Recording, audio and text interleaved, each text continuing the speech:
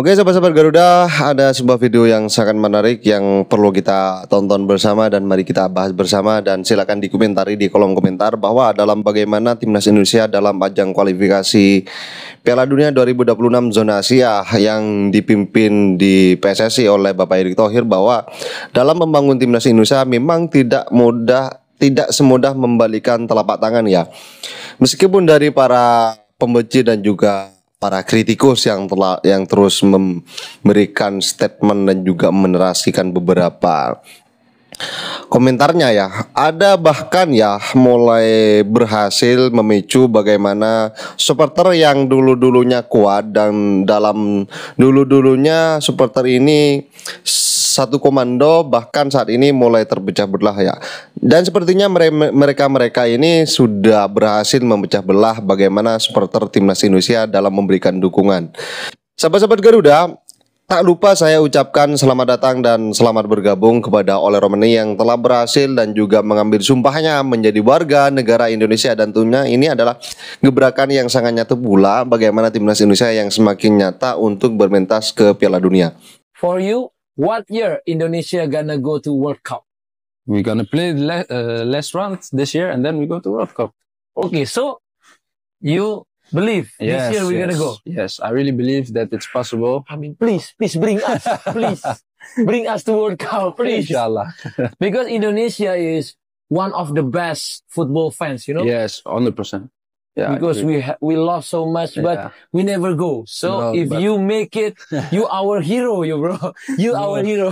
No, it's not me, bro. I hope with the team, doesn't matter who do it. Like if we can go to the World Cup, it'd be crazy.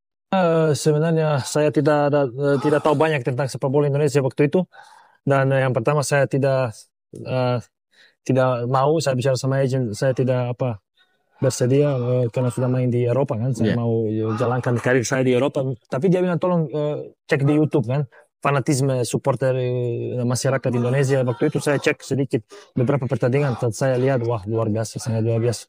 Tidak ada di Yunani, tidak ada seperti itu fanatisme dan atmosfer di satu pertandingan. Dan begitu saya mulai menarik untuk bergabung di Indonesia. Dan pada akhirnya saya putuskan untuk pindah ke sepak bola Asia. Oh, oke. Tapi bukannya Yunani juga punya salah satu fanatisme sepak bola? Karena kita bisa lihat Yunani beberapa klub saja kayak Panathinaikos, Olympiakos, PAOK dan lain-lain. Tapi itu cuma sebagian kecil. Justru karena supporternya malah pas datang. Karena fanatisme atmosfer ya. Jadi saya merasa di sini seperti pemain bola. Tidak di Yunani, sebelumnya di Georgia juga, di Latvia tidak ada atmosfer seperti itu. Oke. Nah, setelah semusim membela Persib waktu 2015-2016, Spaso memutuskan untuk hengkang ke Malaysia untuk main di Malacca United. Setelah main di Malaysia dan Indonesia, apa sih yang menjadikan perbedaan antara liga sana dengan liga sini? Ya sebenarnya waktu itu 2015 itu kayak terpaksa saya harus cari klub di luar karena waktu itu FIFA yang bekukan sepak bola Indonesia. Iya, oke. Jadi mau gak mau harus cari klub dari luar. Pada itu, waktu itu saya pilih main di Malaysia sampai suasana di Indonesia itu membaik. Jadi akhirnya 2017 FIFA cabut dan mulai Liga 1 ya. Dan di situ saya pindah ke Bayangkara.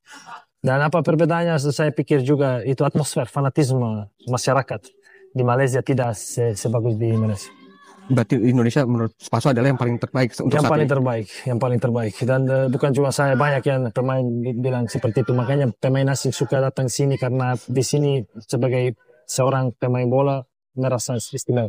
Pemain berkualitas dan itulah kekuatan Bayangkara. Dan Spaso sendiri udah menginjak 37 tahun, apakah akan berniat untuk pensiun di Indonesia atau mencoba untuk kembali lagi ke Eropa? Nah, saya tidak ada niat, tapi kita nggak pernah tahu kan di sepak bola. Tapi tidak ada niat untuk keluar dari Indonesia.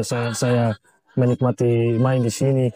Target saya adalah kembalikan Bayangkara dan main bersama Bayangkara tahun depan di Liga 1. Apa yang telah dikatakan oleh seorang pemain diaspora Ragnar Oratmangun yang mengatakan bahwa gebrakan ini adalah tak lain untuk bagaimana timnas Indonesia di Piala Dunia, dan sangat jelas di wawancaranya bersama Atta Halilintar bahwa Ragnar Oratmangun di sini sangat optimisme bagaimana timnas Indonesia ini bermentas di Piala Dunia 2026 nanti, dan ini hanya sebuah bonus jika berhasil. Namun target kita adalah 2030 timnas Indonesia bisa bermentas di Piala Dunia lagi. Sobat-sobat Garuda, dalam hal ini dan juga bagaimana gebrakan yang telah dilakukan oleh Bapak Erick Thohir, tentunya banyak pula yang para pembenci dan juga oknum dari kritikus yang mulai berseliweran di media sosial. Dan mari kita simak video yang penting ini. Buat kalian-kalian yang masih muda, mari renungkan ucapan gadis ini. I'm just gonna be completely honest with you and tell you from very every time. One, not everyone's going to like you. I wish the best for you, but two, you can't make everyone happy, no matter how hard you try. And three, you can't force someone to love you the way that you love. And that's just the hard truth. However, what you're not gonna do is change who you are, because most people in the world need more time. So don't say for women of your life because the documents result. Okay? Oke, sobat-sobat Garuda, jadi sangat jelas apa yang telah dikatakan oleh seorang gadis barusan, sosok barusan ini bagaimana memberikan sebuah motivasi. Memang perkataannya memang tidak enak, tetapi memang benar ya adanya, bahwa jangan memaksa seseorang untuk bisa mencintai seperti kamu mencintai mereka. Jadi inilah yang dilakukan oleh Bapak Erick Thohir. Walaupun saat ini Bapak Erick Thohir mempertaruhkan reputasinya yang memang sudah dikritik habis bahkan oleh beberapa pengamat ya. Kalau saya sih masih sejauh ini satu komando dengan beliau. Apapun yang dilakukan oleh Bapak Erick Thohir tentunya adalah memberikan dan menyupport bagaimana timnas Indonesia ini berada hingga saat ini, yaitu di ronde kualifikasi Piala Dunia putaran ketiga. Sahabat-sahabat Garuda, bagaimana tidak, saya selalu menyuarakan bagaimana kepemimpinan ini adalah tentunya kepemimpinan yang lebih baik dari sebelum-sebelumnya, kan begitu. Sahabat-sahabat Garuda, ini ada sebuah pernyataan dari obrolan dari sosok pengamat. Dan menurut kalian bagaimana? Silakan ditulis di kolom komentar. Kalau nggak salah peringkat 6 atau 7, belum di zona Liga Champions. Semoga saja dengan hadirnya Kevin Dix, dia bisa memberikan peningkatan performa lah. Karena di Liga Jerman kayaknya peringkat 3, 4, 5, 6, 7 tuh masih bisa bersaing. Kalau 1 Munchen, 2 Leverkusen kayak susah ya. Jauh. Jadi berharap dia bisa main di Liga Champions bersama dengan Munchen Gladbach. Copenhagen bagus, tapi kan skopnya ya di Liga Denmark gitu. Walaupun mereka bisa menembus Liga Champion, mereka bisa menembus Liga Eropa gitu. Tapi Gladbach walaupun mungkin nggak bermain di Liga nggak lolos gitu, tapi tetap aja kompetitifnya Liga Bundesliga, Liga Jerman ya jelas akan lebih mengasah dia, mengupgrade dia, ketemu pemain-pemain yang secara kualitas jauh lebih mentereng dibandingkan di Liga Denmark. Ya semoga dia ketika nanti ketemu pemain Jepang, ketika ketemu pemain-pemain Korsel gitu, ya kita semakin bagus lah lini belakangnya. Karena kan dia cukup versatile ya, sebagai wingback, bisa main juga sebagai back tengah, bisa juga jadi DM, tapi atribut terbaiknya sih memang di back kanan. Dan ya selain defense-nya bagus, ketika main di sini kan Mitoma nggak tembus ya. Waktu di awal-awal begitu diganti kita kebobolan. Dan juga ada offense yang bisa ditawarkan lewat umpan-umpan mendatar dia yang bagus. Jadi ya ini alasan kenapa Gladbach akhirnya ngambil dia. Ya, nggak sabar juga sih pengen lihat dia di timnas lagi ya. Karena kan waktu itu baru main langsung dihajar apa siapa tuh waktu itu. Langsung kena, langsung cedera. Masuknya Kevin Dix di Liga Jerman tambah banyak pemain kita yang menjadi pilihannya Patrick Kluivert untuk menjadi pemain inti di timnas. Itu keuntungan buat Indonesia. Oke. Gak sabar nih buat lihat nanti. Nah, ini ada headline berikutnya. Istimewa, akan kakak diincar klub Denmark. Serius? Nordsjælland tuh emang klub Denmark yang dikenal punya kemampuan untuk menelurkan pemain-pemain muda yang bagus gitu. Di Brighton tuh ada siapa ya? Pokoknya ada pemain di Brighton, di Brentford ada 2 yang nongol dari Nordsjælland. Termasuk pemain lu yang baru datang tuh. Ini dari Lecce, siapa? Roma nih. MU. Aduh, mau tim gua lagi kita bahas tim gua. Dorgu tuh juga nongolnya dari sini. Jadi mereka buat U21 atau untuk reserve atau mereka diambilnya di tim intinya. Di intinya mereka diambil, tapi memang diambil dengan harga murah ya, kayak si Dorgu itu diambil cuman 200.000 waktu dibeli sama Lecce gitu. Artinya ketika datang ke North Zealand kan nggak bisa bayangin berapa harganya kan, murah sekali gitu. Tapi mereka 200.000 rupiah. Iya, 2 lembar doang. Jadi dia bisa mencium pemain dengan talenta yang bisa mereka kembangkan gitu. Tapi kalau bener mereka yang ngambil dan Kakak bisa ngebuktiin diri di situ, potensi dia untuk ke klub-klub yang lebih besar akan jauh lebih keren sih. Ya. Jadi kalau gue sisinya lain ya, gue liatnya hal lain. Menurut gue pemain Indonesia yang berada keluar itu ke Thailand aja buat gue udah hebat. Karena apa? Gajinya malah lebih kecil. Yes. Gue pernah sama Mas Lawi. Termasuk ke Korea. Ya, lebih jauh. Jepang, Korea masih lebih Seperempatnya kecil gajinya dibanding kita. Karena Dibanding kita emang Indonesia. surganya pemain asing ya, mahal banget. Dengan dia berangkat ke Eropa, meskipun liga tier kedua atau tier ketiga, ini lebih bagus. Karena liga kita tuh kan, menurut gue belum profesional ya. Timnya aja masih belum bisa mengontrak pemain lebih dari setahun. Yang lolos licensing kan cuma 6 klub. Betul. Dia masa tepat nih untuk belajar bagaimana menjadi pemain profesional. Dia tahu bagaimana infrastruktur di tim luar. Memang benar-benar bermain sebagai aset profesional. Dan dia juga berani melawan bahasa Denmark yang mungkin nggak bisa bahasa Inggris. Kemudian kulturnya beda, makanannya berbeda. Jadi gue rasa kalau akan kakak bisa ke sana, bagus lah. Sebanyak-banyaknya pemain kita bermain di luar. Nggak apa-apa kok di Liga Korea, Liga Jepang, Liga Thailand, Liga Malaysia nggak apa. Karena itu lebih bagus dari Liga Indonesia. Jadi bagus buat timnas nanti. Jadi mungkin nggak secara teknis doang dilatih, tapi secara mental juga berarti ya, Mas. Sintayong tak kuat lagi dituduh pakai buzzer hingga isu miring lainnya. Apa tujuanmu ingin hancurkan kehormatanku dan timnas Indonesia? Tio jangan dipancing. Aduh, Pak Tio. Mari kita Pak Tio. berikan kesempatan pada Tio. Waktu dan tempat kami persilakan. Gue nggak tahu. Orangnya udah duduk manis di Korea masih diomongin gitu, masih difitnah gitu. Kalau ini nggak tahu ya. Kalau gue melihat ini pengalihan isu aja ya, ada isu yang lebih besar di negara ini, tiba-tiba muncul lagi isu Sintayong, ya beberapa berita-berita besar yang harusnya diselesaikan di negara ini jadi hilang gitu. Dan memang suka nggak suka 5 tahun ini Sintayong itu matahari sepak bola Indonesia gitu. Mau ngomong apa aja duit, mau ngomong cuan. Buat pengamat sepak bola, buat TV, buat semua content creator gitu. Jadi mungkin ini satu opini ya. Ya kita nggak bisa mengerem opini. Kayak gue beropini juga boleh, Aryo atau pengamat lain kan beda-beda apa. Tapi kita nggak perlu musuhan juga karena berbeda opini gitu. Jadi kalau buzzer ini kalau memang tidak benar ya didiamkan saja. Oh, jadi antar pengamat tuh kalau beda pendapat nggak musuhan ya? Enggak dong. Oh, enggak. Yang nggak masuk akal aja yang musuhan gitu. Oh gitu. Aku salah, aku beda gitu. Gue sama dia berbeda pendapat sering tapi nggak musuhan. Berbeda panggung ya sering. Iya, tapi menurut gue sih ini hanya berita-berita untuk mencari mungkin klik. Ya, seperti itulah ya. Tapi kalau buzzer, apakah yang bersuara juga pakai buzzer? Apakah yang di sana juga pakai buzzer? Itu aja. Nah, itu udah terbukti banyak buzzer. Betul. Gue sering ditelepon, gue suruh jadi buzzer. Tapi jawabannya no. Gue punya integritas. Yes. Kalau keren. Respect. Kalau sama-sama punya buzzer ya sudahlah gitu ya. Iya. Gitu. Sama buzzer bilang berdahulu. Tapi ya kalau gue sih ngeliat Sintayongnya sih jadi gentleman ya gitu ya. Maksudnya dia nggak ngomong di sini sama sekali. Tapi ketika pulang ke sana, ya mau nggak mau diwawancara media-media sana. Dan gue ngobrol juga sama wartawan Korea, dia bilang Sintayong tuh ngetop banget sih di Korea. Media tuh kemarin pas lu pemecatan Sintayong gimana di Korea. Rame banget gitu.